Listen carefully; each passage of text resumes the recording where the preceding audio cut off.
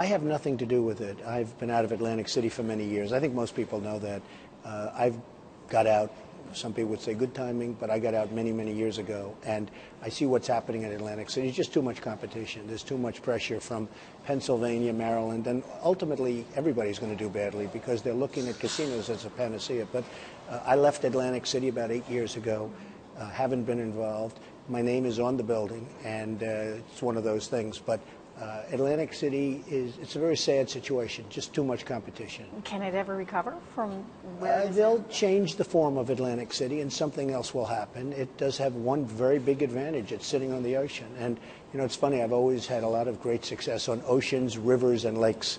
Right up the road from D.C., I have a great golf course, a great club called Trump National Golf Club, Washington, D.C., and it's on the Potomac River. And anytime you have something on an ocean, a river, or a lake, it's really hard to blow it. So I think Atlantic City can come back. It's got to use the asset of the Atlantic Ocean. What went wrong? I mean, Well, the politicians made many mistakes in Atlantic City, and one of the big mistakes, they built a convention center in the wrong location. And I used to fight them years ago. This is many years ago, and I'd say just take the existing Boardwalk Hall and add 3 walls and a roof, and you have a much bigger, better center in a good location. They decided to do it their way. They built a convention center in the absolute wrong location, the worst, and then they didn't have hotel rooms, and it was too small. And they would have had a much bigger one for 1/3 the cost. So after that happened, I sort of said to myself, this is ridiculous. I don't want to listen to anybody. They made a lot of mistakes over the years in Atlantic City.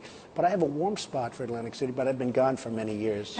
In your view, has Chris Christie done enough to try and revitalize it? Well, he's trying very hard to revitalize it, and he's working very hard. He's got some very good people working on it, and it's tough. You have tremendous competition surrounding it. And by the way, that competition is starting to eat away at itself.